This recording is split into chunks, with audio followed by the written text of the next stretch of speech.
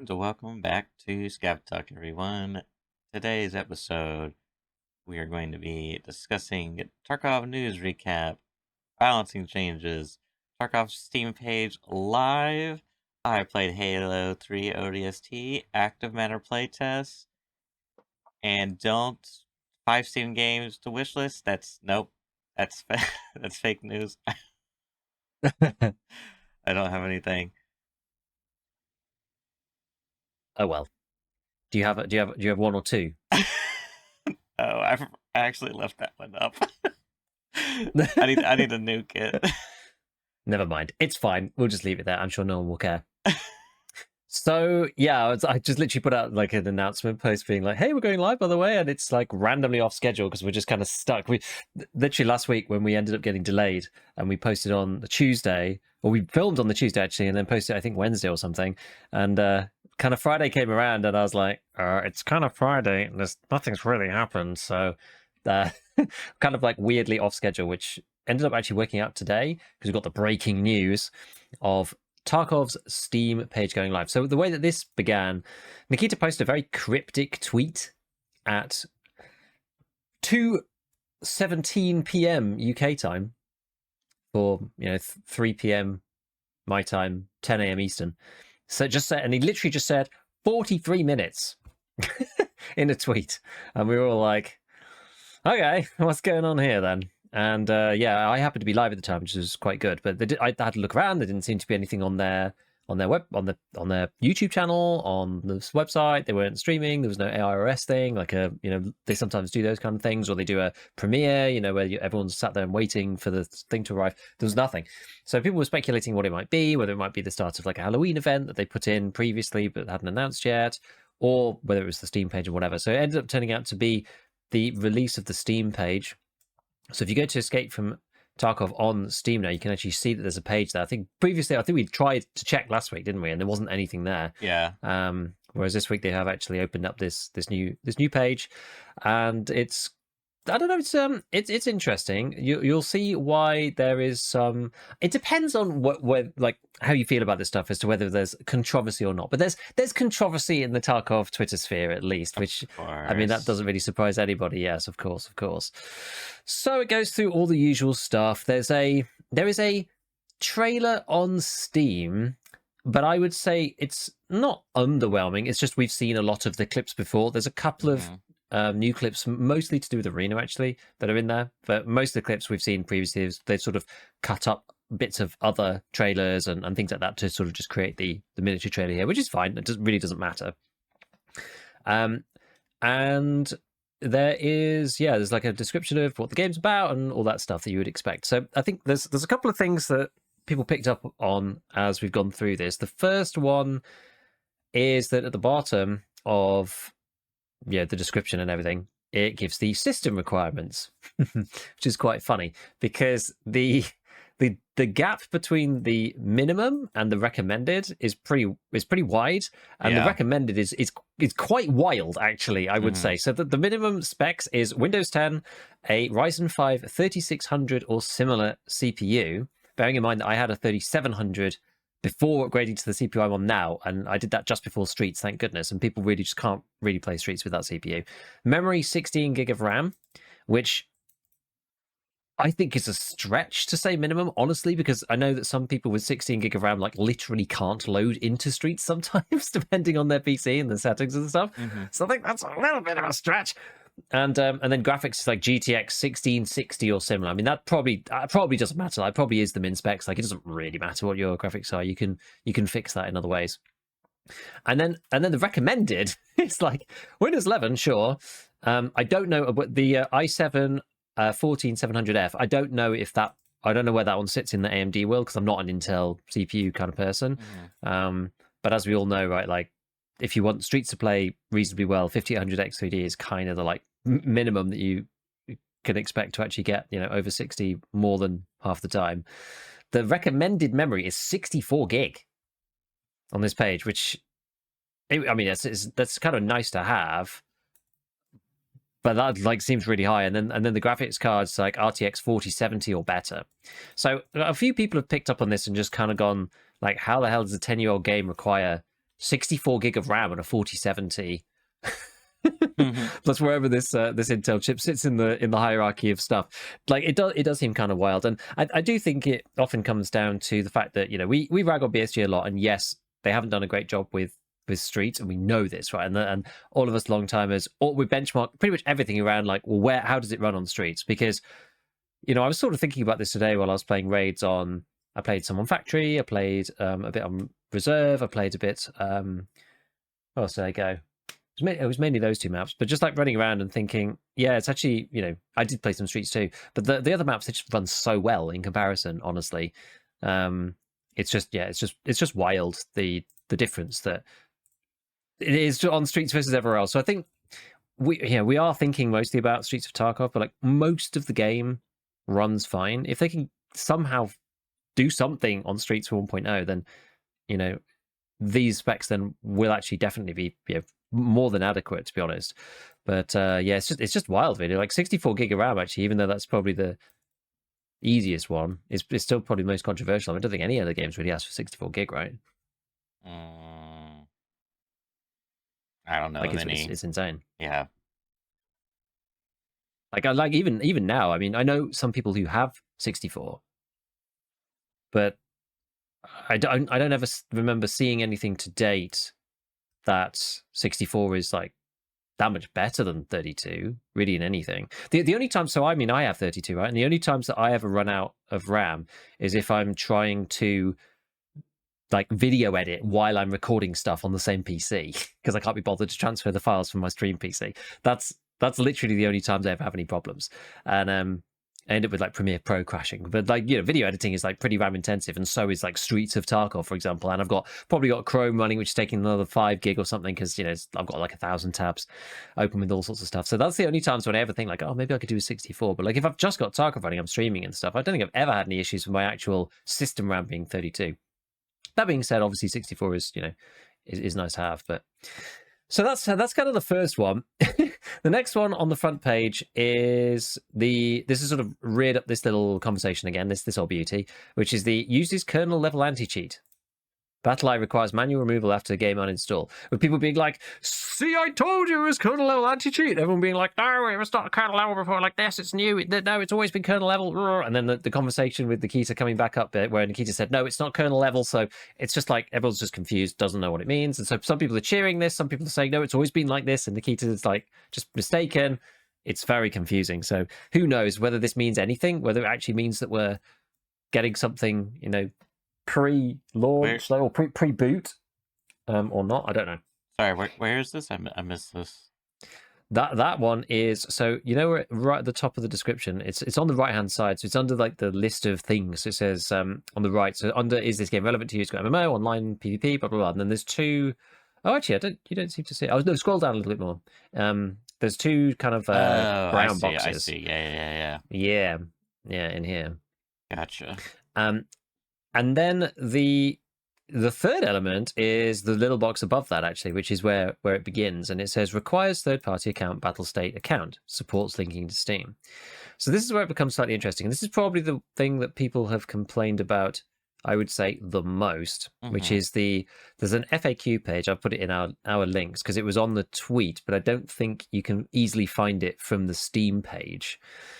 So they've opened up this FAQ, because that's on the actual Tarkov website. So it says here, do I need a Battlestate Games account if I'm buying the game on Steam for the first time? Answer, yes. To play Escape from Tarkov through Steam, you'll need to link a Battlestate Games account to your Steam account. All progress will be stored on the Battlestate Games profile, which is linked to Steam. Fine. Do I need to buy Escape from Tarkov on Steam if I own it already through the Battlestate Games launcher or website? Answer, yes. To play Escape from Tarkov through Steam, you must purchase any edition of the game on Steam. You can then link your existing Battlestate Games account with an active copy of the game to your Steam profile. If the editions differ, it will automatically use the higher edition of the two when launching the game through Steam. So this has caused some ruffles, and I've actually seen information both ways on this topic, so I actually don't know what's true anymore. Because I mean, to be honest, I haven't spent much time trying to link games that aren't on Steam to Steam after I've bought them and all of this nonsense. But apparently, some games do allow you to do it. Some games don't allow you to do it. It does seem a bit odd that if you did want it on Steam, for example, so let's say I wanted it on Steam, I would have to go to Steam and buy the base edition of the game, and then I would have to link my existing regular Tarkov account to that account. It would say, oh, you actually have EOD, and then those two accounts would effectively be, on the Steam account, and I guess through the launcher as well. So something along those lines. So like the obvious thing is that existing players will not be able to play it on Steam unless you pay for it, right? And the elephant in the room being that the base game is actually incredibly expensive. I got, what even is it now? It's like $50 or $60 or something with taxes. It's like really high. So it's like a big, that's a lot of money to spend on having it on Steam when it's going to open up the Battlestate Games launcher anyway. Yeah. The second question, sort of beyond that, is just, well, why would you bother? If you just need to open the launcher anyway, we've been so used to opening it through the launcher, we've survived this long. We probably play other games on Steam. Does it really matter? Do we really care? I don't really, and I think the majority of people won't care. Some people that I've seen in the replies have reasonable counters to that, being like, well, it's like the Steam ecosystem thing. It's about sharing screenshots, and I know you can do stuff. You can kind of like stream to people on Steam and things like this. There's like there's a suite of tools on there that if you're not a content creator but you're just a regular gamer, that it's actually it's easy to have your friends just like watch you play and yada yada. There's like stuff you can do in there, and there's easy ways to do that outside of Steam. But if people are used to using that on Steam, then they probably want it on there. So I don't know, like whether you think it's a controversy or not. And again, the thing that I said we've seen both ways is apparently some games have allowed you to do this in the past. I think people were talking about, I can't remember which game it was now. Maybe it was Dark and Darker, but at that point, like the game was free or something, and you could link the two together, but you didn't have to pay for anything. I mean, I'm pretty sure Apex Legends used to be. Oh god, I can't say for certain, but I'm pretty sure it used to be EA Origin only, and then eventually it came I to feel like that Steam. might be the case. And thankfully you didn't have to have Origin installed. I'm pretty sure. Maybe you did. I can't say for sure, but either way, to your point, I'm pretty sure. It just seems weird that you can't.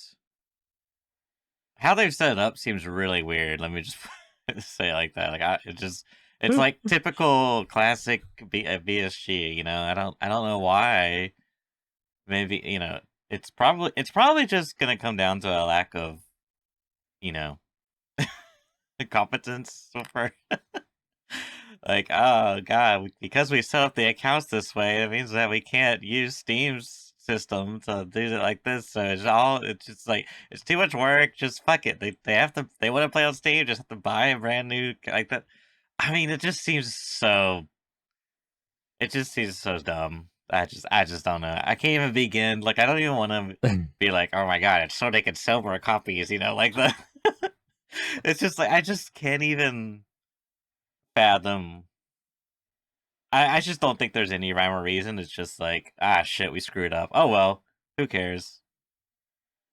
Yeah, well, what's that saying? Like, never attribute to malice that which can be adequately explained by stupidity. Or Yeah, just like I hate because I feel like that gets overused a lot. Like it's one of those like, it's such a like deep cut, like a very serious burn. Like, but I just don't know what to say. Like, it's just like it makes no sense. There's a more pragmatic point to this, which I thought of immediately when I read through this on stream, which was you must purchase any edition on Steam. You can then link your existing Battlestate Games account with an active copy. If the editions differ, it will automatically use the higher edition. I was like, on day one, I simply do not trust that system will work. And I would be terrified to link my EOD account to that. But see, that part's kind of confusing to me, because is it saying that? So let's say I have a standard account on Steam, and then let's say on battlestate.com I have a EOD, and then I link them. when I launch the if I try to launch the games from Steam, it's gonna be like, oh, sorry, you need to use like you can't log into your Steam account. You can only log into your Battlestate Games account because it's the higher one. Or is it just supposed to be No, like it it's in like it makes them automatically the same, I think. switches? Okay, I think okay. so. It says here, for example, if you bought the standard edition on Steam, your Battlestate Games account already has the Unheard edition. Launching the game through Steam will grant you access to the Unheard edition profile. But it's kind of like It just doesn't make sense why they did it like this. like you kind of own another copy of the game, right? Yeah. You're kind of like deleting a copy of the game. You could have had a second account, Yeah, but that's you've true. overridden it Yeah. with your own account that you already own. It's like it's very weird, very weird. Nice guy And put like up a who tweet wants basically this saying, feature? "Yeah, I think a very small minority of people."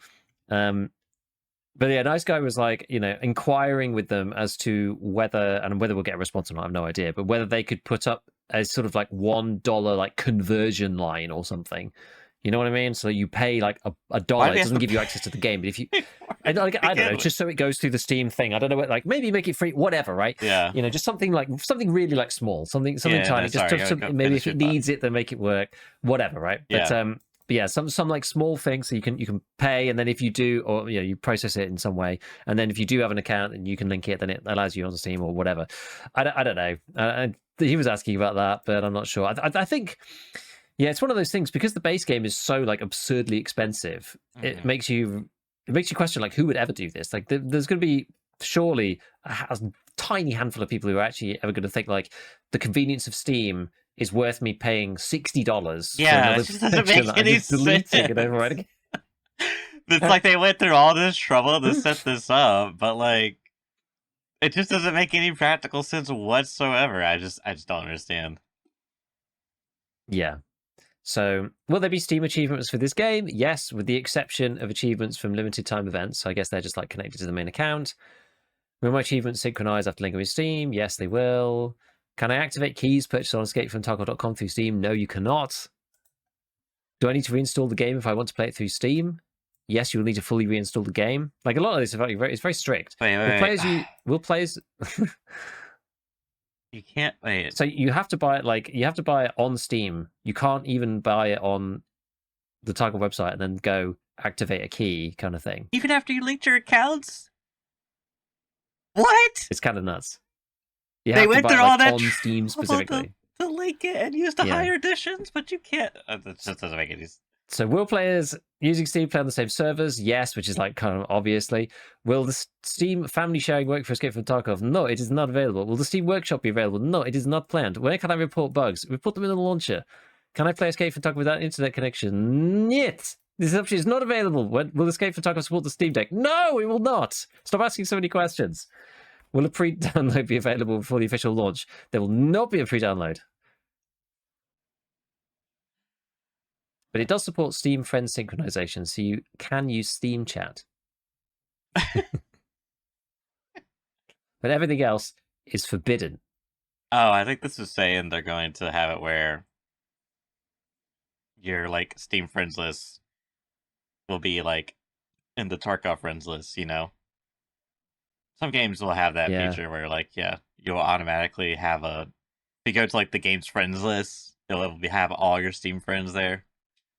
And none of them will have any hours played in the game that you're that you're playing when you go look at their in-game profile.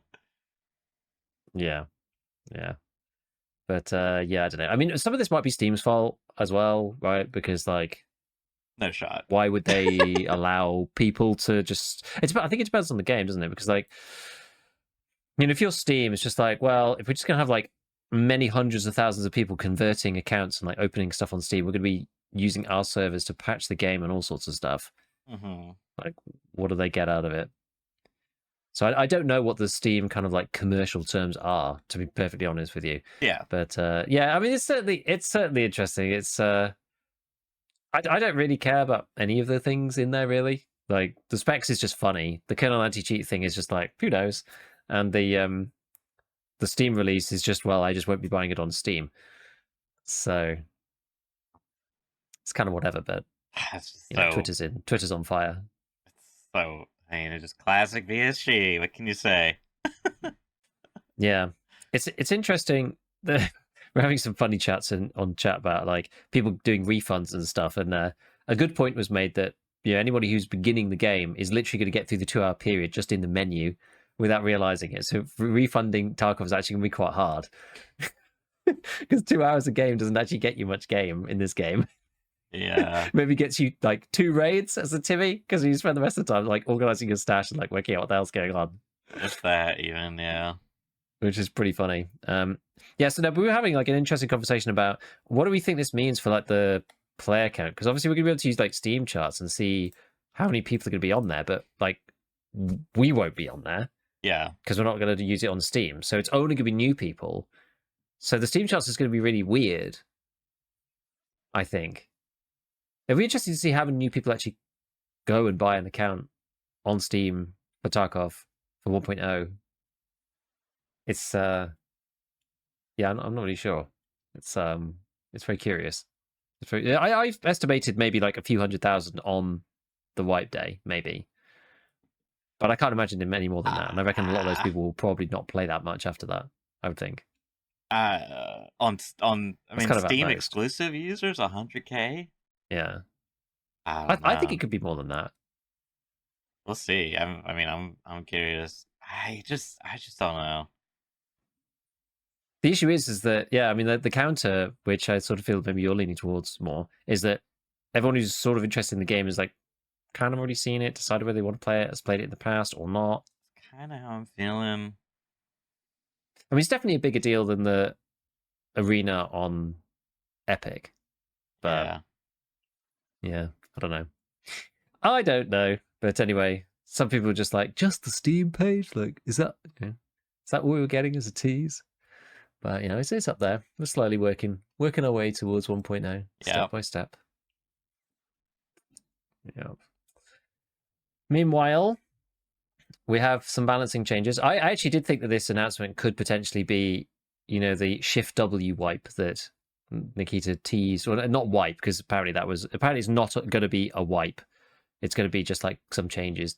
It's probably some event towards the end of the wipe or something like that. There's, they do whatever it is that they're going to do to make the game more like Labs main chatty or whatever. But we've been taking some further baby steps back towards normality. So on the 10th, we had there's 2 sets of balancing changes. The first one, this was Wednesday. Yeah, this was Wednesday last week. So returned the full skier level 4 item range. I'm not sure if anyone really cared. Returned access to the flea market, now at level 30. So from 35, now level 30.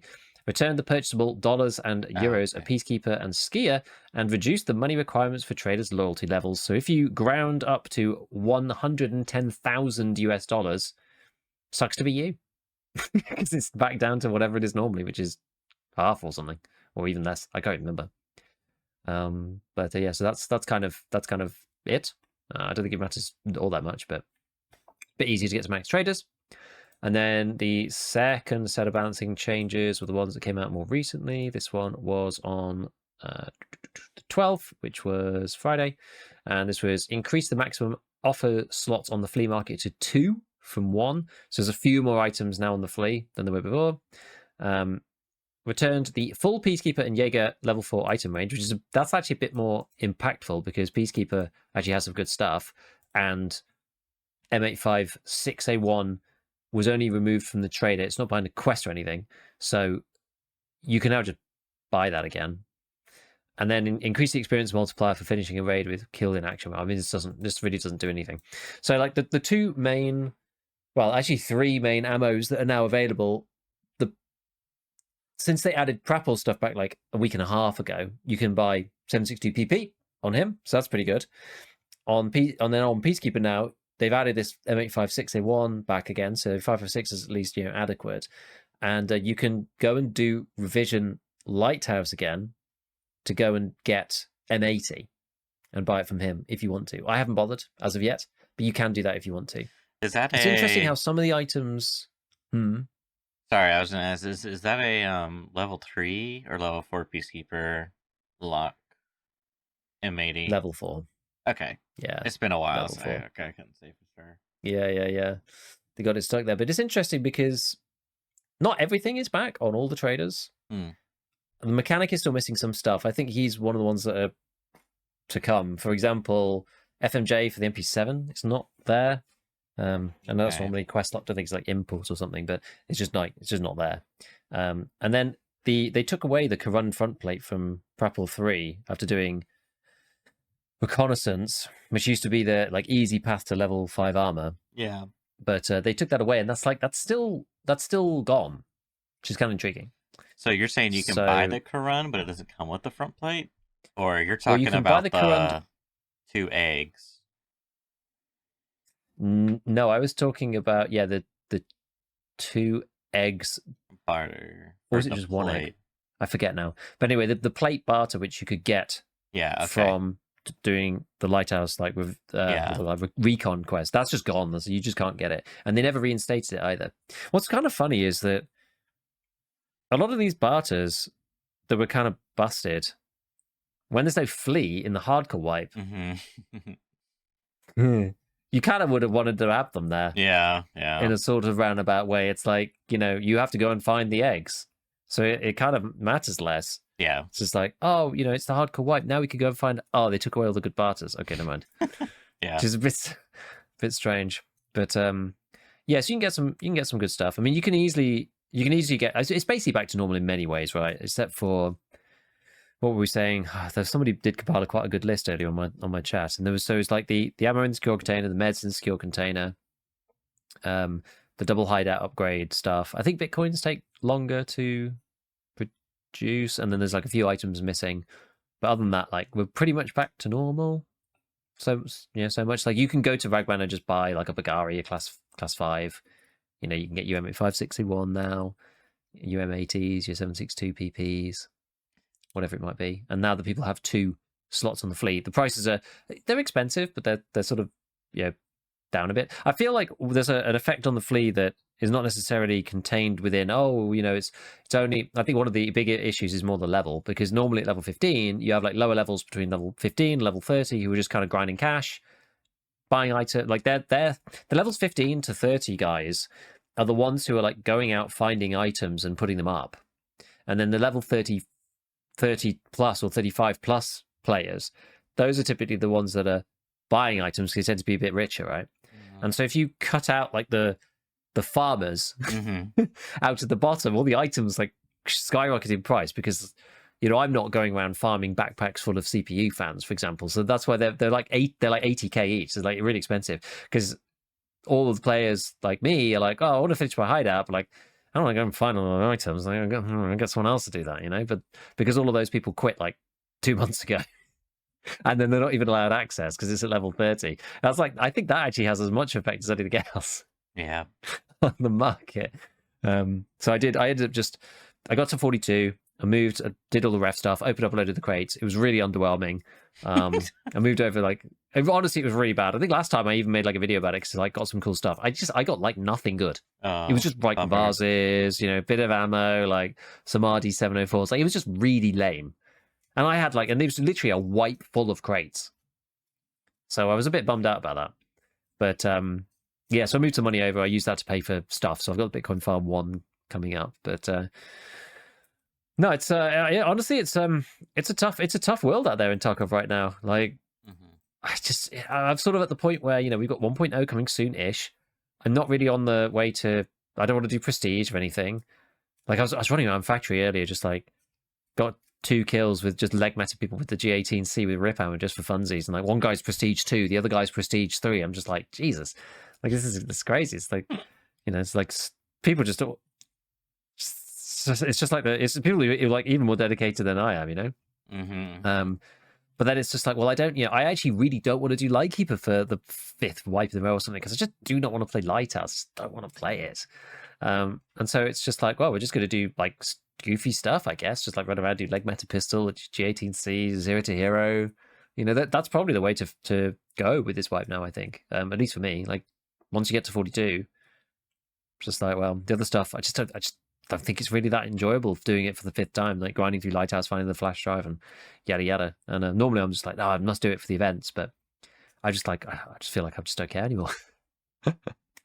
And I think it's this weird, it's sort of the tide, the tsunami, right? And like the tide in front, the shallow tide like pulls back, and everyone's kind of waiting for 1.0 because we'll definitely hit that hard, and there's going to be loads of stuff in there. It's going to be pretty fun seeing what they've got cooked up. Either which way it ends up going, I'm going to enjoy myself no matter what. Whereas like now, it's just like feels, because there's no content really in this wipe other than just like the hard corners, which is also not there anymore. It's just like, I just don't want to do the same thing again for like the 5th time in a row with no. It just all feels the same, and even just like the way that the quests are and the way that the end game is, it just all feels like each map just feels the same. It's like Lighthouse is just people camping with the AK-12 and the Valde to try and get. It's just Kappa people just running into Kappa people constantly. It's like, yeah, to try to not fight someone with an SR2M on streets is like, that's impossible. It's rare. Challenge. It's rare. Level 100 so, mafia boss. Yeah, I know that. I remember maybe I can even find this tweet. Terratex posted something ages ago, and it was just about like how all the maps just feel the same. I know that lots of people are going crazy, but I'm just like reading through and seeing him write like hand over the limited labyrinth figures, like trying to get prestige is just like grinding Lighthouse a million times. I think apparently the new prestige line requires you to kill 100 rogues. I think that might be for prestige 4 or something. And it's just like, why? Just why? Yeah, could be me.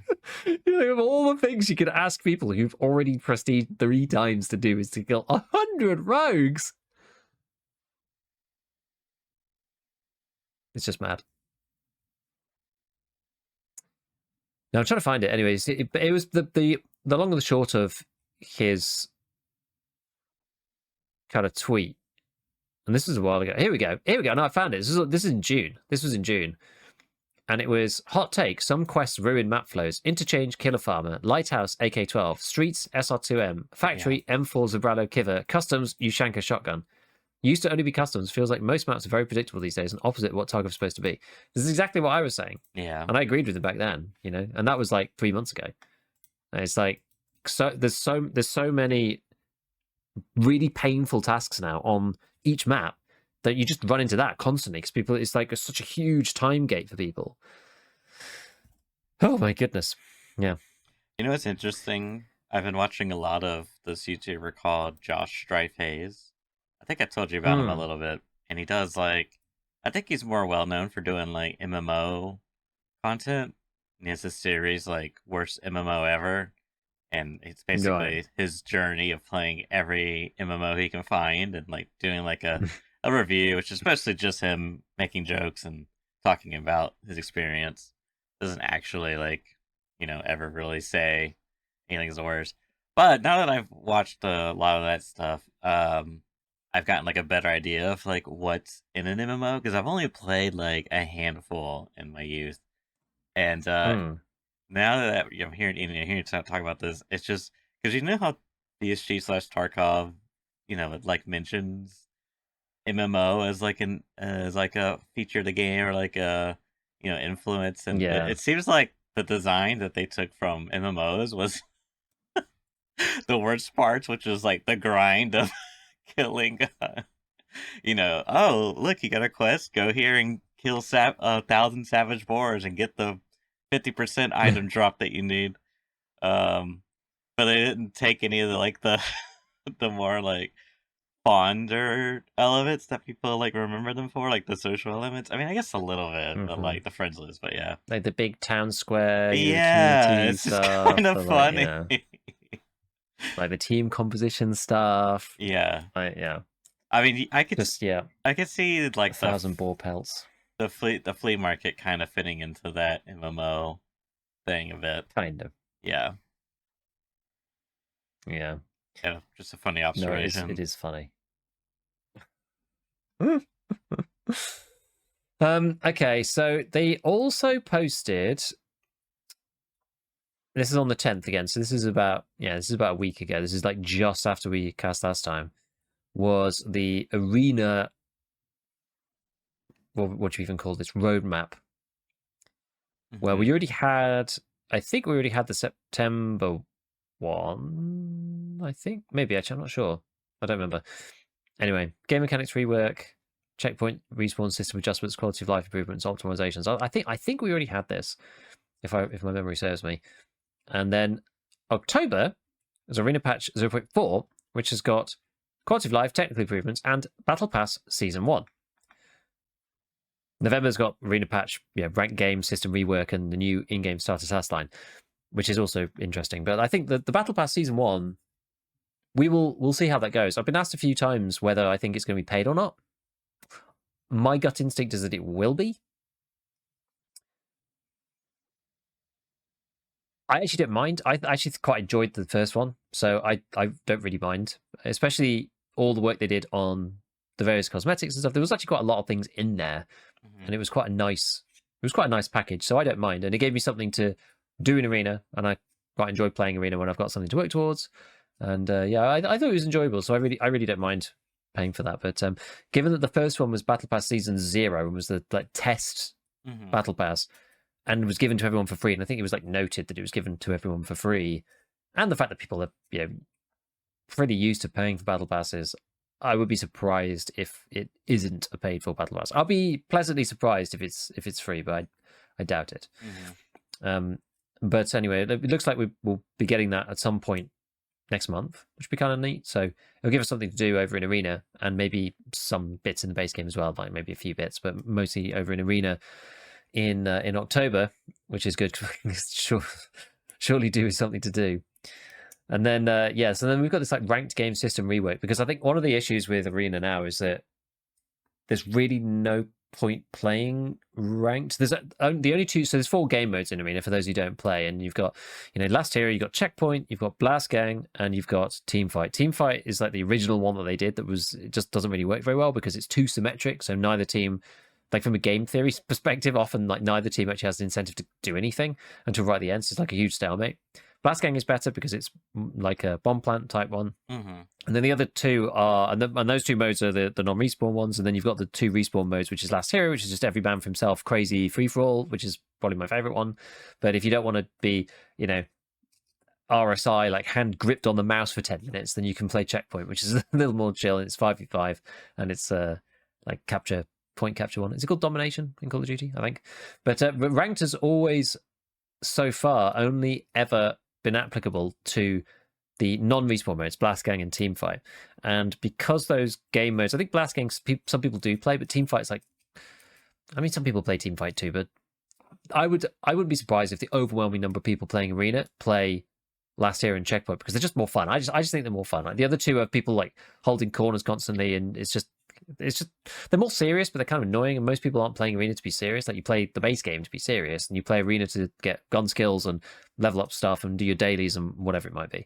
And so one of the issues that they've had is just that the ranked system just hasn't worked, because it's just nobody playing ranked, and most people just play unranked. It's not really any reason to play ranked, and people just get thrown into matches normally and just play unranked. So I'll be interested to see what they do with that. I think the old system wasn't very well thought out, and it was literally just the more you played, the higher you went, kind of thing. And if you were in a team, because it didn't take anything into account whether you're in a team or not. So if you were in a team of decent players, you just stomp on everybody who was a random stack of 5. And then if you tried to play on your own, you were then up with really high level people, because your account was super high level, because they were all the same thing. So the whole thing just didn't really work very well. So we'll see what they do with that. I'm still almost certain that I won't be playing any ranked whatsoever. Yeah. But I know some people want it. There's ranked seasons, and people like to be the top of the leaderboards and stuff like this. So, maybe there'll be something for them, and they can actually queue in, and there'll be, a reason to go and play that. I don't know. And then, this is new in-game starter task line, which I don't know what that could really be, because we already have the ref task line, which is the theater container task line. So I don't know what a starter task line would be. Maybe this is building up to trying to get people who buy it through Steam or whatever to buy it and get a bit more of a an easy route in to playing Arena, because I think that is one of the issues with attracting new players to Arena now, in that in some ways Arena is really hard. I've spoken to a few guys who are new, and in EFT at least you can kind of go to the low traffic areas, wander around, you get shot most of the time without killing anyone, but you can sort of just go around the map and not see anybody in Tarkov, especially on the maps like Woods. Whereas in Arena, kind of depending on the map a little bit, but generally speaking in Arena, if it I can imagine, and as I said, I've seen people talking this way. It almost feels like you're just walking into a lobby and everyone's cheating, because like the map is like so small and they're so precise and defined, and the gameplay is so different to the main game. Everyone just like, if you've played the map enough, you played Chop Shop 1,000 times, you can just hear where everybody is. Yeah. And a new player is just not going to understand that. And so people are just going to like peer out. And because of the small amount of like, Peek's advantage as well, people just like pop around corners, just like kill you in impossible ways. But obviously, as you play it more, you're just like, oh, I can actually hear that guy's over here or that guy's over there. And like, you get a sense for it. But I think it's very hard to onboard new players into Arena, actually, like probably even harder than in the base game, because it's like, oh, we'll just go here for a mess around, and it's just like you will get no kills for like the first three matches. Like, you don't even know the map right for a start. Never mind talking about minute little audio cues up and down. So it's yeah, we'll see. I mean, maybe that's to try and help alleviate this problem. I don't know. But yeah, I've definitely spoken to some people. I think it was because the main reason why people were having problems is because they were trying to use one of the guides I did to get the theta container and go, oh, I'll do the theta container on the 3-day pass thing. And they're just like, man, Arena's like really hard. And I think it's easy to take for granted if you've played it like on and off since the beginning, like I have. And yeah, somebody like stepping into it going like, oh, geez, I have to like make a preset, and like preset's got to be good, and I have to understand the map, and I have to play enough just to figure that out to start with. So yeah, we'll see about this. I mean, yeah, Battle Pass I'm looking forward to. I think that'd be cool. I quite like the idea of it. So cool. The last thing I think was this. There was a post that Nikita did. It was a Nikki leak. But he deleted it. Apparently, I didn't see it, but it got captured by Logical Solutions. Obviously, of course, if there's anyone who's going to, capture Nikita in 4K and be like, "You deleted it, Nikita." No, I've got it. I've got you. Don't worry. He posted this, and he said, like, "Yeah, I watched it like 10 times." So I think it's because it was deleted. Do you think like, yeah, why was it deleted? Yeah, like, what's going on here? So it was like Barbra Streisand effect type thing. So this one's like got extra scrutiny. But I mean, I haven't really seen anything that's like, I don't know what this is, right? It's like with the balancing gun on my head, like a pair of trousers. There's somebody doing like mocap.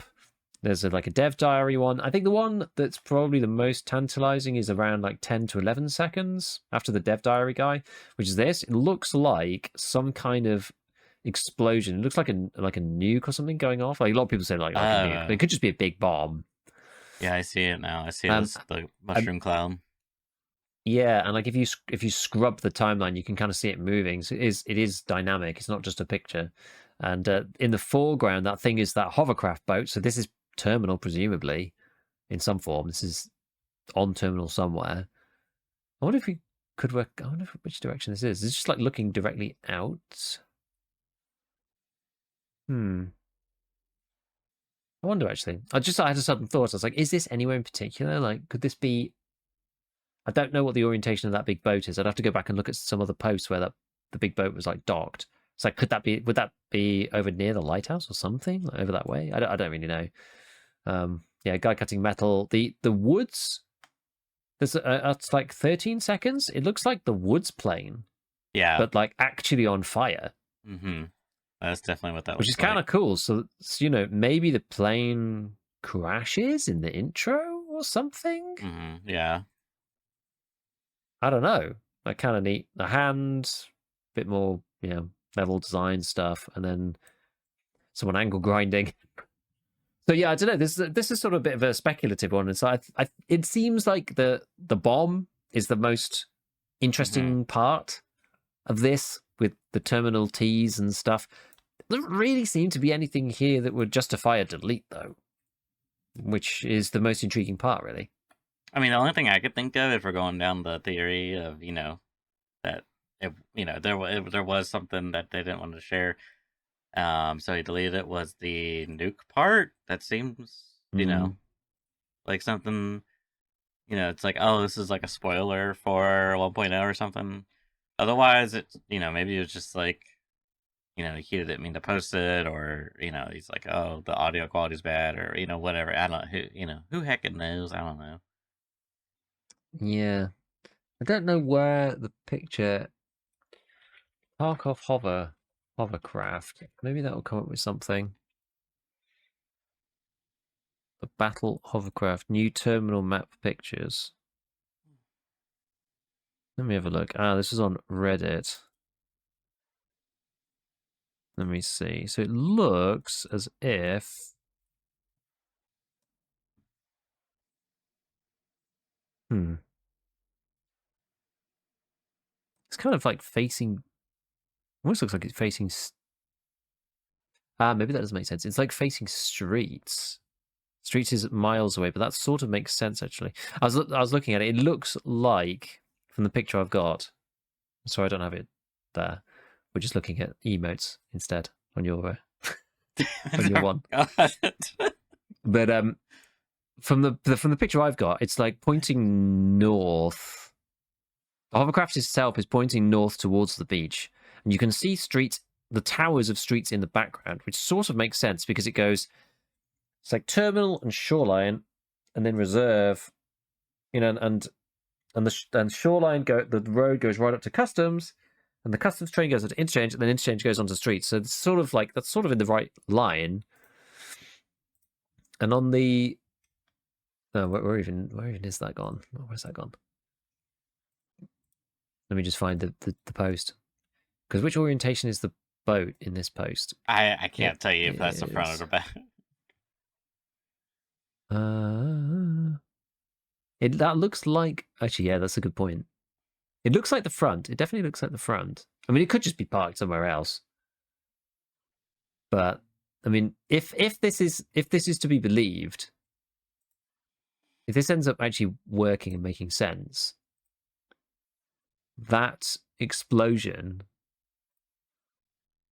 would be basically on streets. Huh. I kind of wasn't expecting that.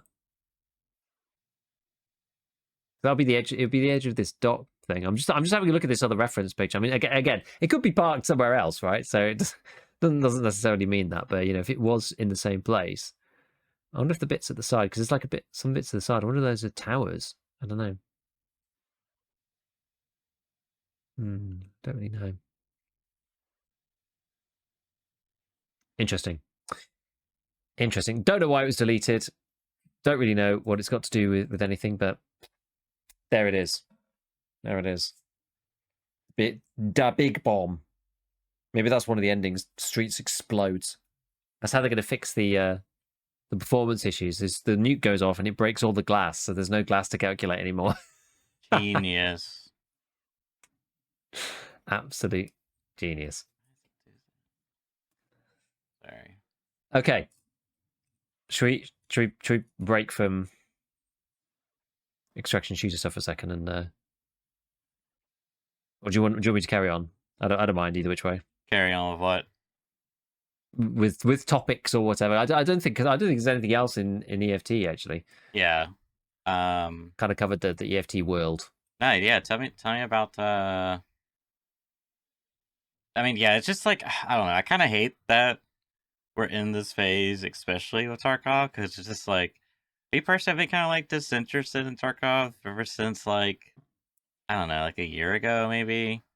Like my interest has just like dropped off, and that's probably largely due because Deadlock's interest has climbed and surpassed that. But like especially right now, it's just like it's just like I don't know. Hardcore Wipe's like kind of cool at first, but I wasn't sure I was gonna play it, and I was like, I just already kind of knew what I was getting into if I was to play it because I've already like messed or dabbled in it in various forms.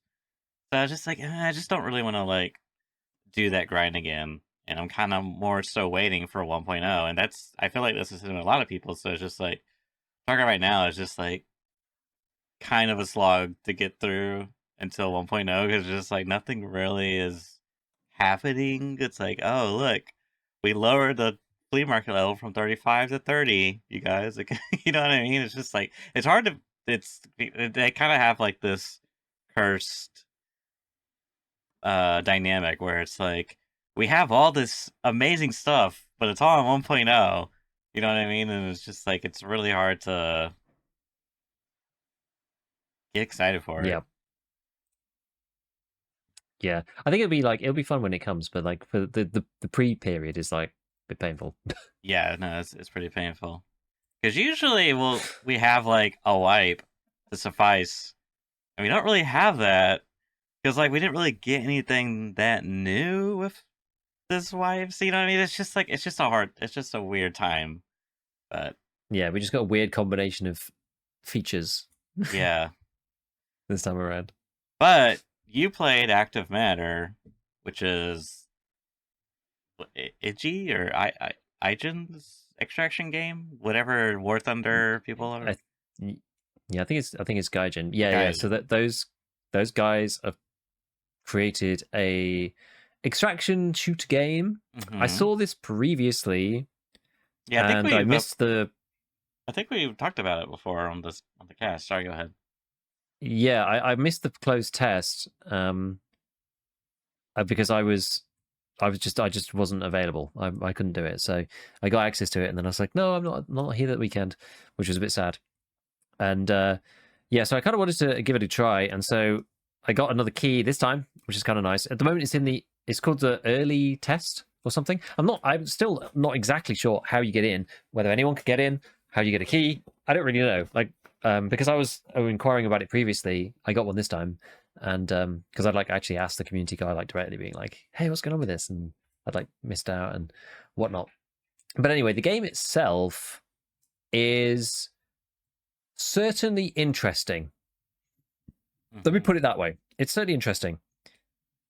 We'll go through. There's quite a lot to talk about with it, to be honest. So we'll go through it all, and then you can kind of like, make your mind up about it so far. I don't know how much of it is also in the early test versus how much is going to be in the final version. They're adding quite a lot of stuff. I would say before we even begin that props to them for the updates, because it seems to be updating very quickly. I would say it's unusual for a day to go by without a patch coming out with some changes, which is quite cool. So they really are iterating pretty rapidly in real time. So the game itself, as a general kind of like aesthetic or just feel, plays out a bit like multiplayer Stalker on crack. Okay. It's kind of the only way I can really describe it. Other people have said it's a bit like there's like some of the games like Prey and Fear and things like this, which I've not actually played them, so I can't make any sort of cross references to those. But it doesn't really play like Tarkov, really, and it's sort of interesting in the way that it's done. It's a bit weird. So let's start from the beginning. So you're basically you're in a world where... In a world. I can't remember the exact backstory. In a world where nothing is as it seems. You start off in this hub. You're in this kind of like hub bit, which is basically your hideout. I think it's called the Monolith. And in there, you've got a bunch of different stations, and you choose to go out in a mission. So it's instance-based like EFT is. And there's like a whole bunch of different maps to choose from.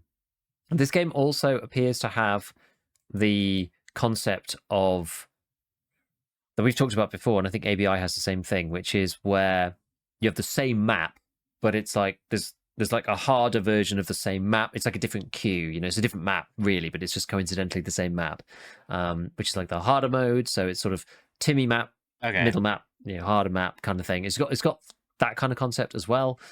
And so you basically go from your hub world, you go into the mission, you load in, and you bring stuff with you like you do in EFT, and then you are out there and you have to do like various things. And the missions that you're completing, there's no traders per se. So everything that you're out in the raid doing, you're either getting credits in one way or another, or these like monolith token point things, or sometimes you can get the crystallized active matter, which is like the weird spooky stuff that makes everything go all weird.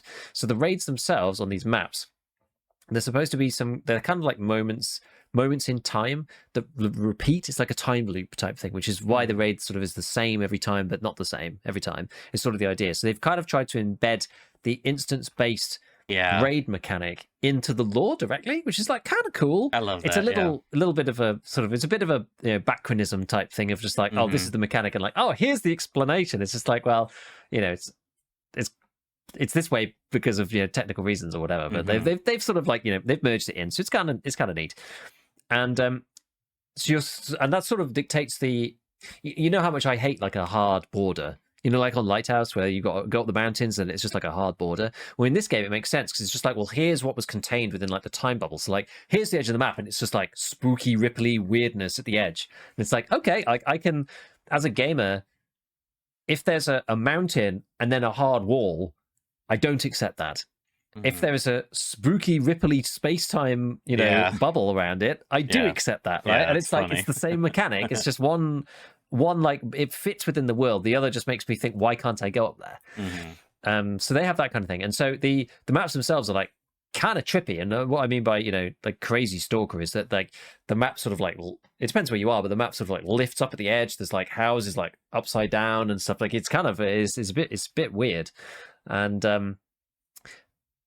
in the raid itself, that's where it's like very stalkery in many ways. So it even has the same mechanic of using the nuts to trigger traps. Oh, really? So you like you throw the nut, and there's like you can trigger traps that are on the ground. Mostly it's gravity traps that you're going to be triggering. So if you run over them, they're basically just bombs, and they just explode you and they fly you across the map, and you can end up like chaining them and getting eating like 3 gravity traps in a row, which is like really quite annoying.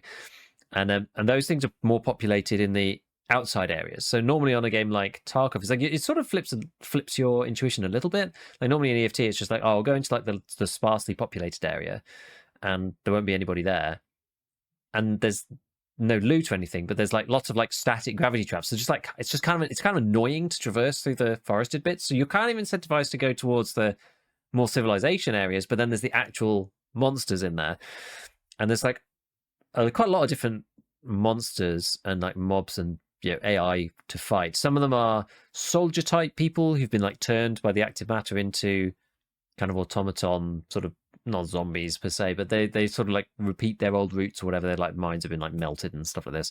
There's people who've like gone further with the transformation and are now invisible. You can see them as kind of like little lightning-y things, and then they run towards you. They get behind you, and then they appear. So you almost need to kind of like you have to kite them into like appearing behind you, and then you swing around and shoot them, kind of thing. And then there's these like fast ones, which are sort of foresty monster type ones. They teleport like short distances. There's these guys that are kind of like big flower guys, and they spawn in like big packs of 5, and they're like really, really annoying. And the sort of the long and the short of it is that it's PvE I mean, I don't know whether, I actually am not sure what they describe it as, whether it's either PvP, VE for them, or whether the P comes first or the E. But what happens in practice is that even on like the relatively starter maps, the E is very, very large and aggressive and will eat you. And so most of the PvP is you hearing other people desperately trying not to die to the map. It's like, most of the time you just don't see anybody. You're just like having to fight your way like 1 meter at a time through just like mob infested landscape.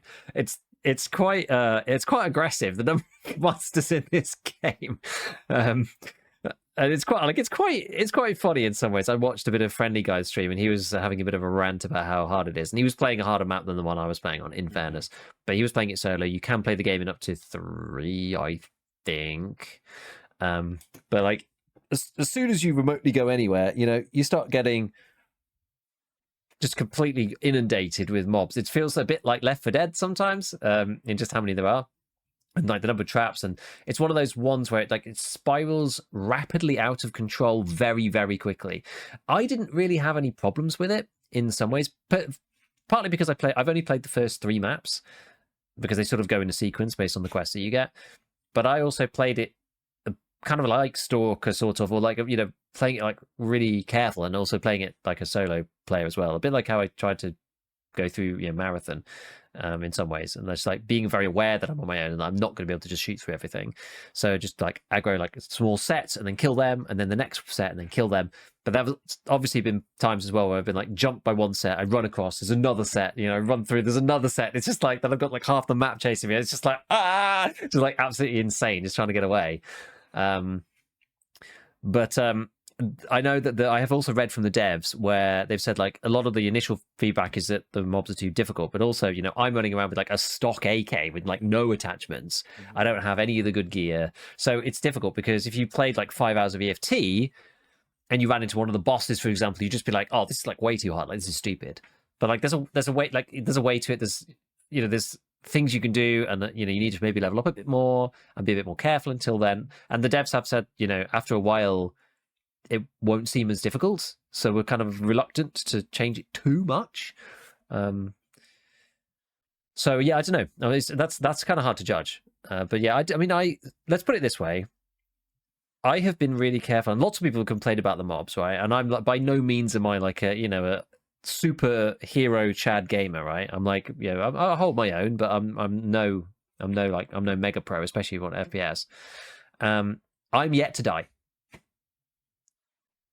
and I think I've played like 8 raids now or something. And like I've not died yet. Maybe that's partly through luck. Sometimes I did have some really close calls. But like it's possible to get through the map and not die if you're careful. And like sometimes obviously bad things can happen, but I don't know.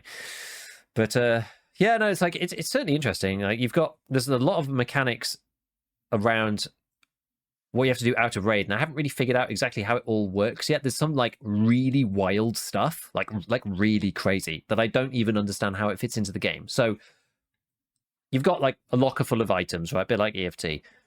There's no traders, but you can buy items, but there's no selling. So when you get items from the raid, you can turn them into credits and this other resource, which allows you to kind of like speed up blueprints. And the way that this game works, which is a bit odd, and I don't think there's any input required, is that it has a replicator. So you can replicate certain basic items at the beginning, and it's literally free. It just takes time.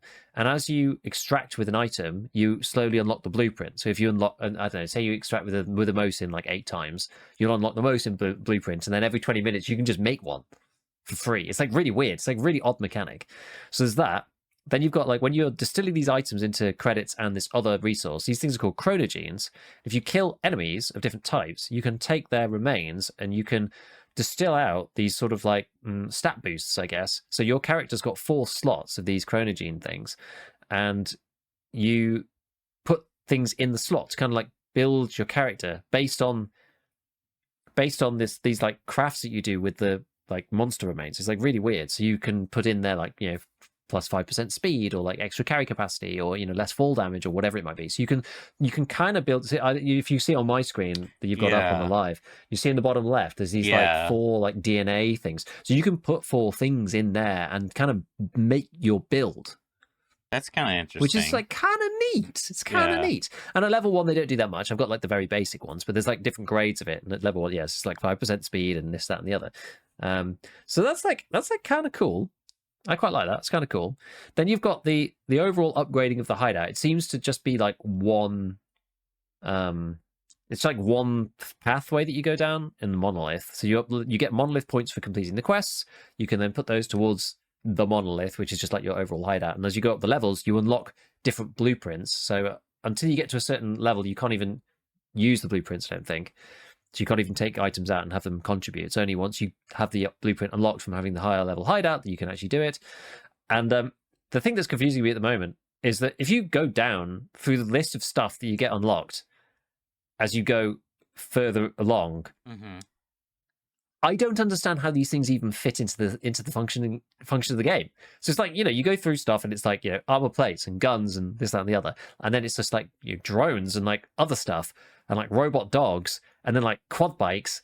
If you click down to the last one, it's like a T-90 main battle tank and like an Apache attack helicopter. It's like, where does that, like, when does that manifest? I don't even understand how that fits into the game. Like, where does that even appear?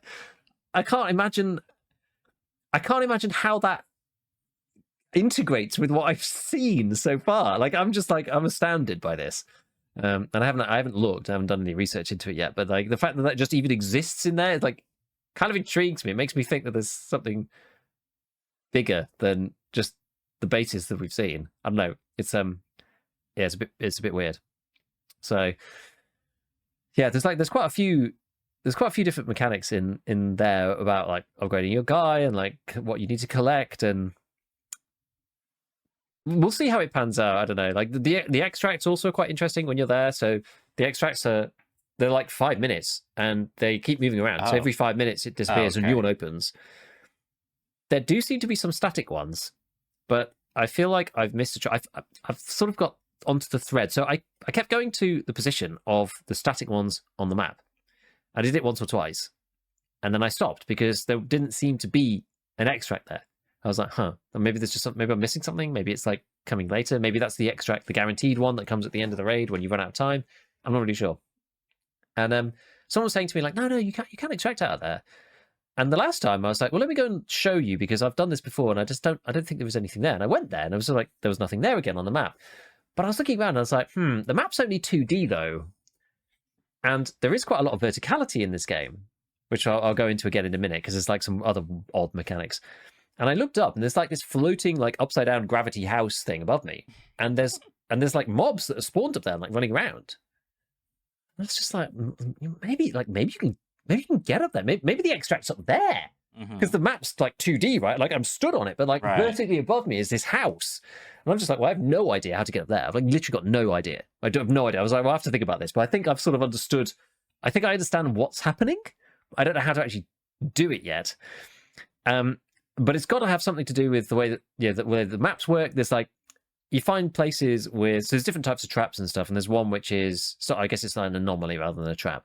It'd be like you can see the sort of crystally active matter sort of gamey sort of marker on the side of a house, for example, and you'll walk up to it, and as you walk up to it, the whole view turns 90 degrees, and you are now walking up the building.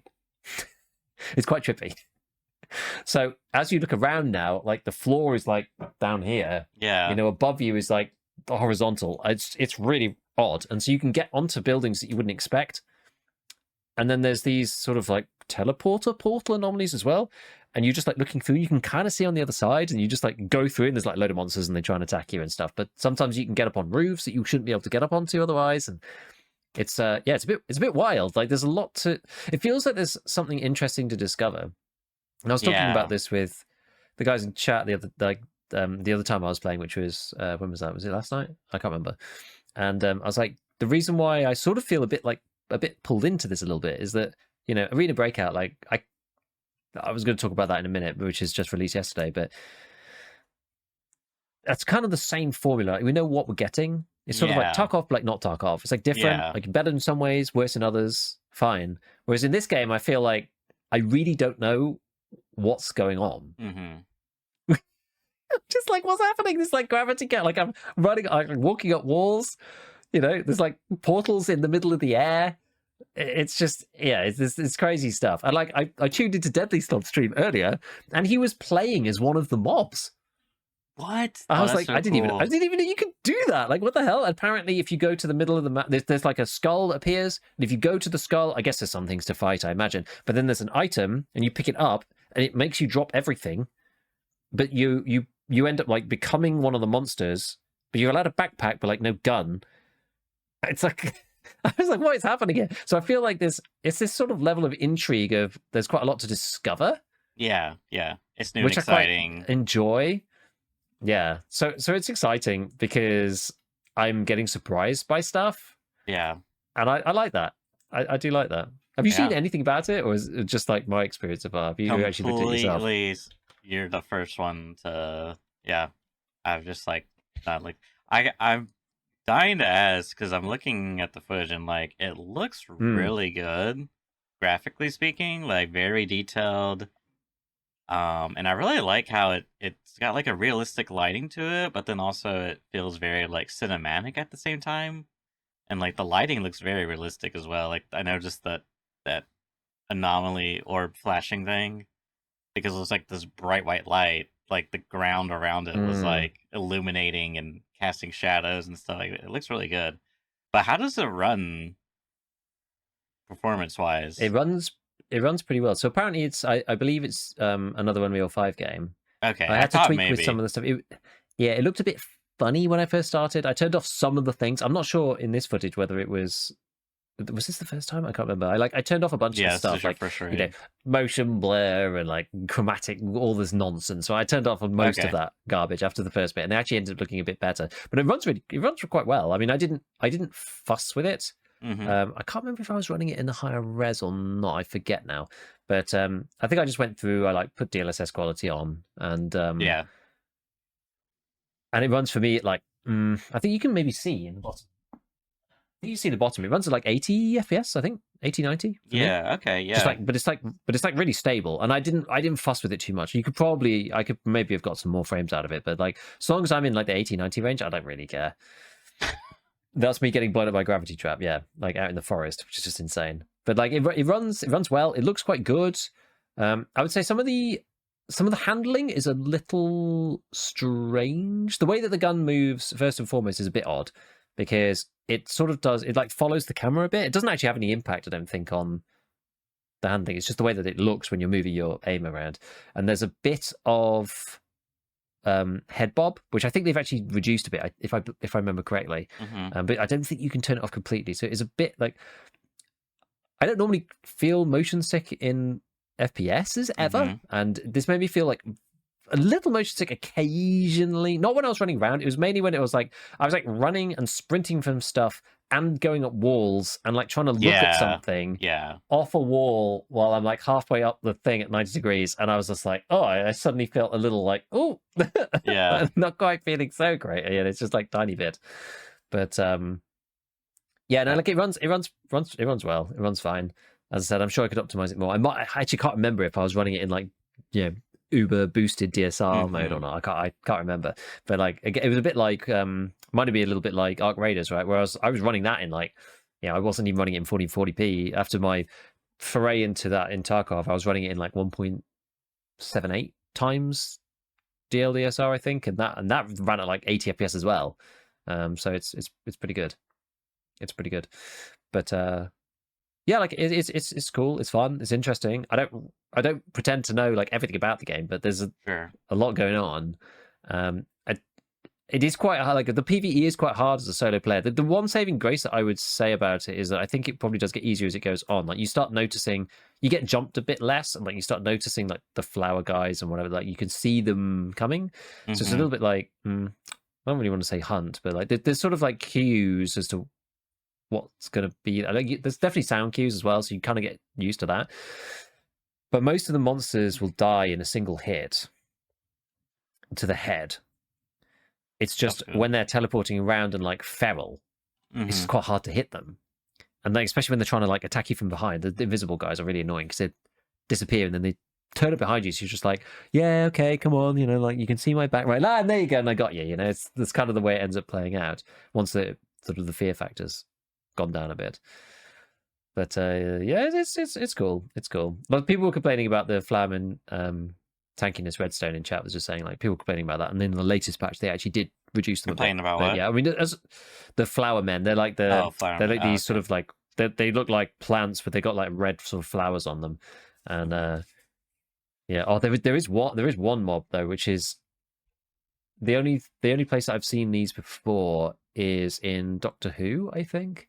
Not that I'm an avid Doctor Who watcher or anything like that, but I think they were called the Stone Angels in Doctor Who. But they've got the same kind of vibe here, which is this, and they're called stoners or something. But they're basically statues, and when you turn around, they move, and when you look at them, they're stationary, and you can't.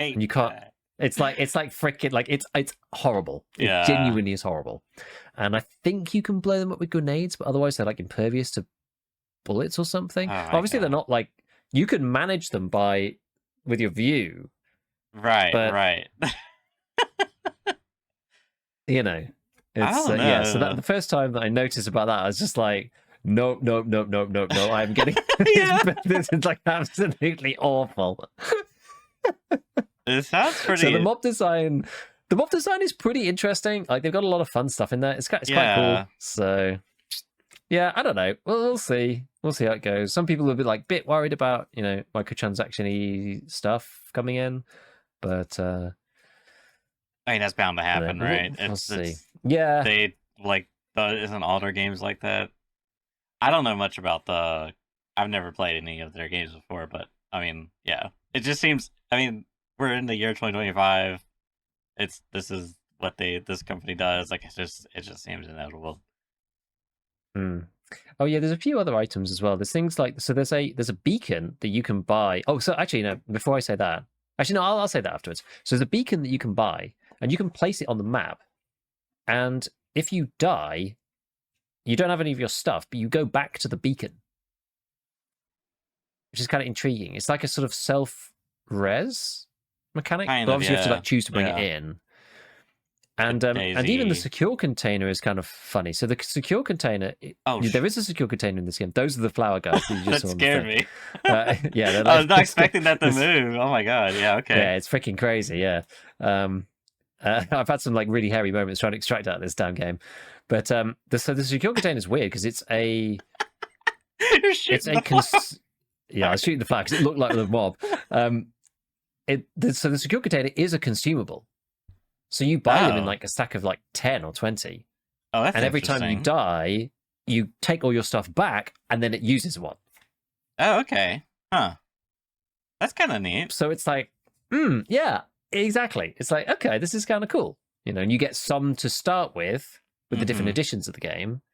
Because I think there's editions the same way as there is, an EFT, but obviously it's like all of your stuff is limited. So it's not like, oh, I have this permanent secure container forever. It's like, oh, I have some extra uses maybe, but then after that, Yeah. if I die too many times, then I have to like count and buy them. So, yeah. I'm kind of intrigued because I mean, it looked like I think one. Well, first off, I really like that animation where you like infill and exfil, where it's like your FOV goes from like normal 90 to like 1000. Like it's at that. I think that's a really cool effect for like time traveling or Yeah. whatever. Yeah. You like warp in, it's like, the FOV Yeah. like sort of elasticates as you're like, Like visually, getting this to ride. looks really, really impressive, and like I can really see myself getting immersed in it. I think the AI thing is very interesting because I feel like on some level that this type of extraction game where it's like the primary um conflict is the AI could be something that has like a lot of appeal to a lot of people, Mm. because if the AI, if it's done well, that's the caveat. I think in my observation, maybe Marathon didn't do that side so well. It seemed more like the way the game was set up, which I don't necessarily agree with, but it seemed like it was more set up to be like squad be squad, and the AI was like actively getting in the way of that experience on some level because they were so difficult. Maybe that's just like players they just wanted to PvP, which you're always going to have on some level Yeah. for sure. But I think in general, I think you could do a game where when I played Hunt Showdown, I almost felt like I wish that it was more um like horror survivally. Like you go to a location and there's like a lot of like threats there. But I knew instead it's like you go to a location and it's like, oh, the boss isn't the thing that I'm trying to do isn't here. So you have like all these environmental sound traps and stuff, and it just doesn't really have any application. Anyways, so I don't know.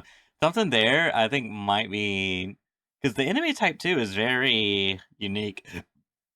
Excuse me, it's not like tanks, metaphorical tanks with guns shooting at you. It's like scary, horrified, for Lovecraftian, otherworldly stuff attacking you. I think, and you kind of like you get a lot of like sci-fi to play with, and some of the situation you're describing, like the plant guy thing, like that. I like that. That looks so genius, and like now you're gonna be freaked out by every bush. The stones moving behind you. Like imagine getting in a situation where you gotta like you and another player are like in a conflict over something, some objective, but there's also you're both playing around the stone statues that are like like it sounds awfully fun. Yeah, it could be could be quite interesting. As I said though, so far I've not had any like real PvP. I was gonna say I I have saw you killed. shot a player or something at the start of a gun, and it was humanoid. So I'm like, is that what was that? Was that a scav, quote unquote?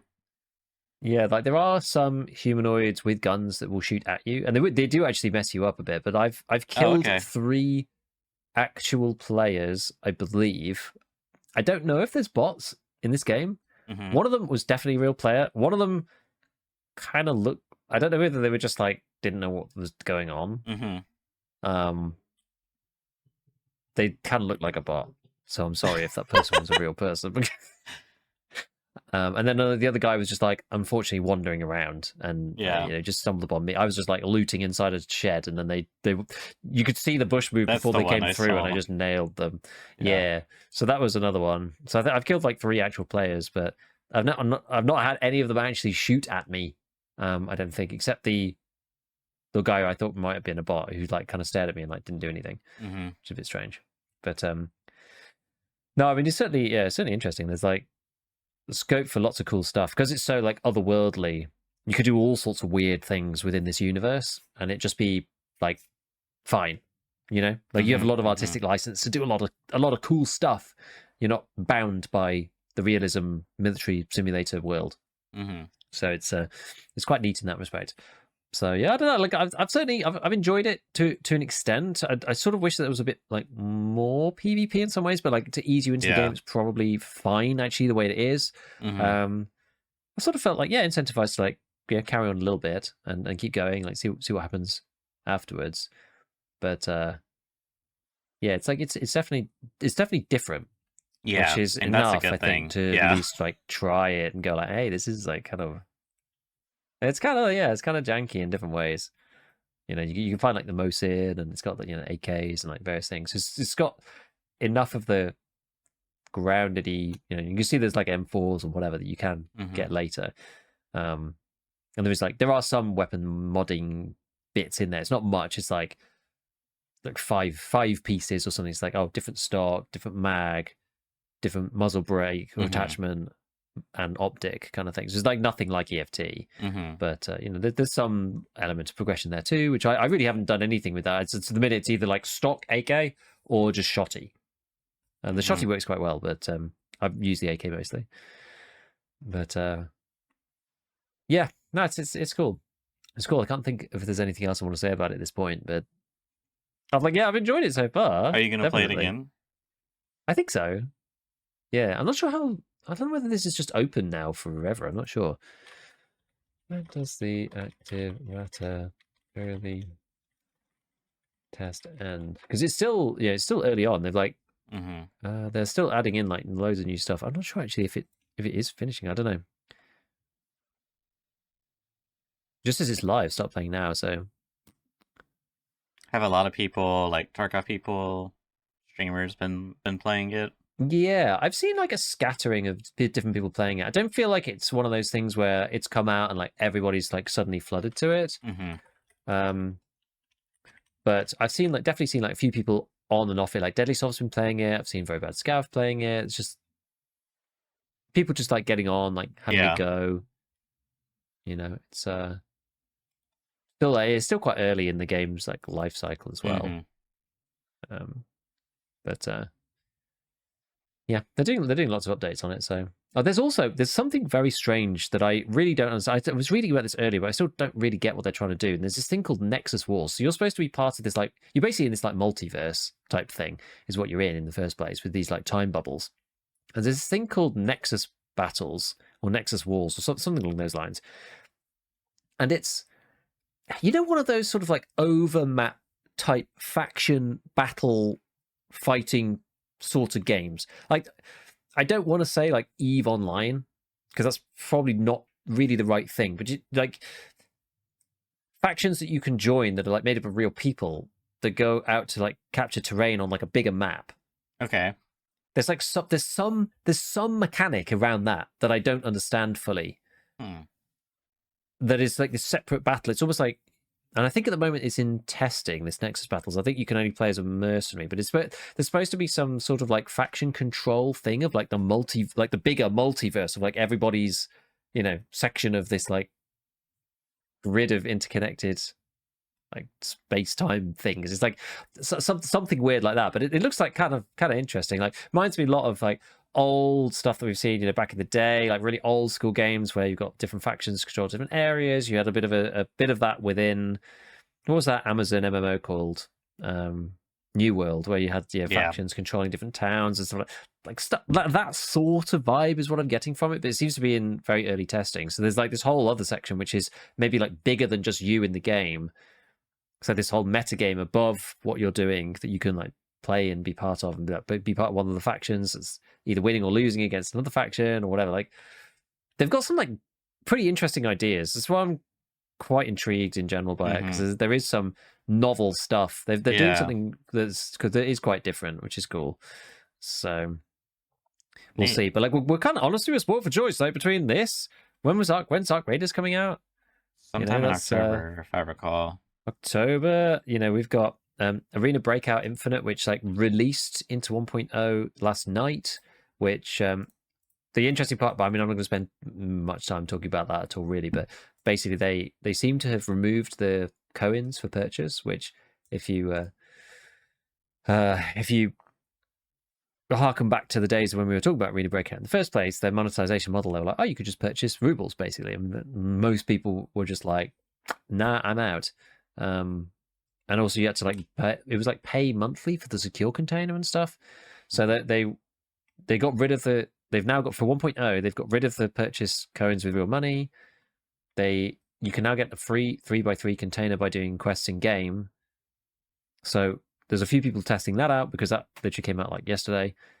I don't know. I'm probably not going to go back to Arena Breakout. It's like it's fine, but it's just too much of the same experience. Like I've already got enough to do in EFT normally, and with 1.0 coming soon, I'd rather play something like Active Matter that's like different than play like another flavor of the same type of thing that I'm already playing. Yeah. But it's just another one on the radar. We'll be eating good extraction shooters. Yeah. Okay, so let me pull up so I played last couple times, but cast ago talked about Halo, Common Evolved, and yada yada. Well, I played Halo 3 ODST, which for the uninitiated it was supposed to be a DLC for Halo 3, but it ended up becoming its own standalone game. It's a shorter game, it's about 6 hours. I have never played it before. I know lots of people are like, oh my god, heck, I love this game, blah blah. So I played it with a friend, and we actually finished it all in one sitting, which was pretty nice. And nice. It was very interesting. Now, mind you, this thing came out in like let me get the fact checks here. I think it's 2009. Halo 3 ODST. Yes, 2009. So the cutscenes and the character animations were a little. I was like, okay, I gotta remember what year this came out, blah blah blah. But playing it, it's basically ran in the Halo 3 engine, and it has like pretty much all the same stuff, but instead of playing as this Spartan, the super juiced up soldier in your, super Spartan armor, you play as a Marine of the ODST variant, which is just like the special forces elite. And it starts out, you're in like a cutscene, and you're looking at your squad, and you got these characters and they're acting and stuff, and so it's like very different than like a lot of the Halo stuff that I'm used to, which is just like silent protagonist, Master Chief. So anyways, you got to go this mission. You got like a new commander, and she's like a real hard ass, blah blah blah. So you go in and you play as the silent protagonist, the rookie. And there's even like a little bit about it in the dialogue, which was fun. And you go in, and the setting, this happens in between the events of like Halo 2 and it happens in between 2 and 3, I think. And so the Covenant, they're like invading Earth, etc. And so sorry, I'm trying to like pull up my heckin' VOD so I can have it playing in the background. What was I gonna say? So yeah, you spawn in, and how it plays out narratively is you are the lone, like basically the lone survivor of your squad, because you go in and you're in the city and you have to go in to find that you're tasked to find like what happened to your squad, because you all have to like crash land or something. I got in these like Right. pods, and so you find little bits of like I don't know, like different environmental stuff. Basically, they're flagged with like a recon ping, and so you got to find them. But it's interesting because it's kind of like an open world setting. It's like Hmm. it's like an open world game before they're really open world games. You know, it's weird. It's kind of, I can see the parallels there. But like, for example, one of them was like a sniper rifle that was like all bent up and torn and was like hanging on a telephone wire. And so you go there and you look and investigate, it plays a cutscene, and then it jumps back to like a flashback of a different, of like one of your squad mates, and you play as that squad mate. And so you basically play a mission as that happened, and then you get to see the conclusion of Ah. how the sniper ended up there. You know, and it turns out like they were fighting a brute, and the brute like smashed the guy's sniper and then like flung it off this giant skyscraper building, and then landed there. And so, but you can like basically go through and explore and access these like story flashbacks in any order. But we did it, my buddy, he took me along chronologically. But Hmm. yeah, you could just like, basically can just like free roam this little like hub world almost. But you fight Covenant and brutes as well. But yeah, it was nice. It was like short. It didn't like overstate its welcome at all. But like it was just like a very cool. It's a very like unique Halo experience. At least for me, it was. It was like not really anything I've played before, and I could see why a lot of people like it. Because like yeah, in 2009, I don't think there was like really anything quite like this. It's just like it's like I could see how people could make the parallels. Like it was kind of like the first open world game in this. I mean, not like the first, but I don't know. It's Blending just these types of things together in yeah, this like way. before open world games were really mainstream. It's very interesting. Very Every interesting. game's a dynamic living world, these Exactly. days. But Exactly.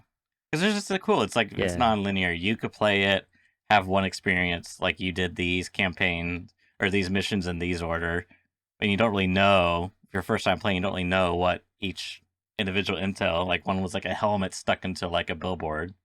So like Hmm. investigate that, and you play the flashback of the different character and see the events that happen, and you actually play the mission, as that character. It was cool. It also stuck with the classic trope for Halo games. The last level was just a really long driving segment, so like, definitely a Halo game. Yeah, it reminds me a little bit of what I liked about Space Marine 2. You remember when I played that and I was like, oh, that's like really neat because you play the main story, but then there's all these other campaigns you can do, and it's like the other squads doing the other things. So you That's kind the of already Warhammer know the game? story now. Yeah, Yeah, yeah. yeah. So like you knew kind of what the story was, but in the main game you've got like three different squads doing different things. But then you get to go and play those other ones, and you know what's kind of going to happen. But you're now doing the behind the scenes stuff. Like they've thought about it from like the Hmm. three different angles. There's actually a full mission to play. So it's cool when there's when it's sort of pulled off in that way. Like that's like linear in some way because that does like pass through time. But yeah, it always feels richer when there's more to it than just it's just a mission. It's like there's actually these other things you can go and like see what happened elsewhere. They like really thought about it properly. It's kind of cool. Yeah, it's neat. So now I get the joy of, I'm basically gonna play most, if not all, the Halo games, because I've only played like the first couple in my youth. So like the next one on the list Mm. is Halo 4, which, oh boy. That one's when the Bungie stopped making Halo games. They moved on to like this Destiny or whatever, and Microsoft hired or funded their own studio, 343 Industries, and Halo 4 might be one of the worst, so I'm told. I've seen enough. I've seen enough angry, reviews to know enough reviews of people dunking on the game that I'm in for a treat. So yeah, that'll be fun. Do you just have this thing through Steam? Yeah, it's Is that the deal? Halo Master Chief Collection MMC. Ah, okay. Does it play at like 1,000 FPS or something on like modern hardware? I don't even know. I mean, I'm not sure if the FPS is capped or what. I haven't even looked at that. I mean, you Yeah, a can. lot of the games are capped at like 60, aren't they? Some of these older games. Yeah, or yeah, there might be limitations if you go above 60. I'm not too sure on that. That's a good question. Hmm. Yeah, I was only going to only going to mention it because I've been looking at a lot of stuff recently about frame gen. Whatever. I did a big video about smooth motion, which I've been doing the testing for. And then I ended up like having a little foray into lossless scaling as well. I don't know. Did you watch that video? Did you watch it? I don't. It doesn't. Doesn't matter if you didn't, I did not. because it means I can talk about it a bit, which is like quite fun in the context of a few other things, which is Borderlands 4 has came out, Mm-hmm. and that's been getting like really slated. I've not played it, but it's been getting really slated just for bad performance.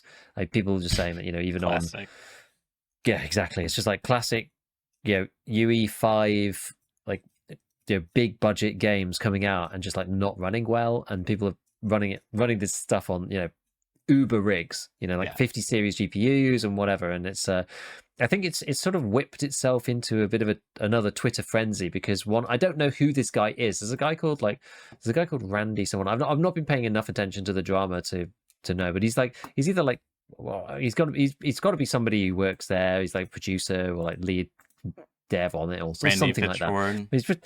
He's just been like replying to like tons of people about this stuff. So I've just been seeing it all over the place. It just keeps popping up, and I'm just like, oh god, like I can't avoid to see this. I don't really care, but I've just been seeing it all over the place. But but lots of people just talk about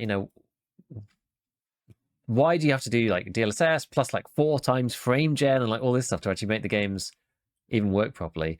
And it's been an interesting look into, especially with the smooth motion and doing some of the actual testing. It was pretty interesting just doing just engineering a test where I could actually figure out what's going on, because like I don't have a G-Sync testing thing or whatever. I had to look into G-Sync as well. I think we talked about that last time. So I ended up using, to like figure it out, I ended up using the slow-mo mode on my camera and basically recording the screen and my mouse. Yeah. And I can see when like the mouse button flexes, and then when it shoots in game, and like recording that as the latency. It's like kind of interesting. I ended up, I think for some people it'll be okay, but most people like probably don't want to use it. But I ended up fiddling around with lossless scaling as well, which is that like Steam app, which is like $10 or whatever it is, and they've upgraded that quite a lot since I last used it, and it's like it's pretty funny. I'm actually tempted to do a stream like this, do like a challenge raid or something, and you can put lossless scaling up to 20 times frame gen now. It's just like, I don't know why you'd want to do this, but you just can, because it's very flexible. So you can just do what you want. It's just like a framework to just do whatever the hell you want. And if you put Streets of Tarkov onto 20 times frame gen, so just for the avoidance of doubt, that is a single real frame, and then 20 AI generated frames, and then another single real frame, right? So we're talking like we're talking interpolation off the charts level here. And so if you crank that baby up to 20, it's like you're having a trip on Streets of Tarkov, because like the frame rate's pretty low anyway. It's like, it's pretty low around like Beluga, which is where I was doing most of the testing, because that's where it's like worst. But like the whole screen's just like just like morphing everywhere. It's like it's crazy. Like obviously the faster you move, like the worse it gets. So it's pretty. It was quite eye opening actually, just like seeing it do it at such an extreme level, because it gives you an appreciation of like what's happening. You try an ADS and it's like trying to like fill all the frames in. It's just like everything's just like all the outside of the screen's going just like moving around everywhere. It's like really, really trippy. So that's quite fun. Every one real frame, there's 20 fake frames in between that. Is that then how it that inserted in between, and then it plays them all back. Yeah, honestly, it's freaking mad. It's crazy. You should pull it up actually if you're just like put it up. It's like the very last section of the. Let me find the timestamp. I'll find it for you because it is pretty funny. Just turn it off. Where was it? Where was it? It was like super crazy. I'll find it and I'll tell you. It's like it's very much the last bit. Oh yeah, it's it's kind of 11 minutes and 45 seconds. Yeah, 11 minutes 45 and onwards. That's 20 times frame gen. And it is wild. But the beautiful thing about lossless scaling is you can just turn it on and off. So if you want to change any of the settings, that's like one of the really annoying things about smooth motion is that you have to turn the whole game off and turn smooth motion on or off, and then turn it all back on again. Whereas with lossless scaling, you could just like turn it on and off as you wish. But it's like, yeah, if you crank it up to the maximum frame gen, it is like really bizarre. It's truly weird. It's like morphs from one thing to another. Yeah. So it's it's pretty funny. But yeah, when we were talking about it, because we were testing it out on stream and stuff as well, and somebody pointed me out to Reflex 2 with this thing called frame warp that they're looking at implementing, which seems kind of interesting because like the big problem with frame gen is, yeah, you might get some graphical artifacting, but that is getting better if you're not going there. You don't crank it too much. That is actually getting better, and the AI models are getting quite good. But the issue is just the latency, especially at low frame rates. And so what this frame warp thing is doing, like one of the big problems is that the frame gen frames don't take any input, right? Okay. And it is an interpolation of sorts between two other frames, which then get played back. But what they're trying to do with Reflex 2 and with this frame warp system is that you'll have a real frame, say, and I think I don't know whether I'm going to get this precisely correct, but this is the essence of it anyway. So you're going to have a real frame, and then the AI model will generate a fake frame. Obviously, ideally, it would be integrated into the game as well, so it would have motion vectors and yada yada. So it like kind of knows a bit more about what's going on than it would do if it was just driver level, like smooth motion or whatever.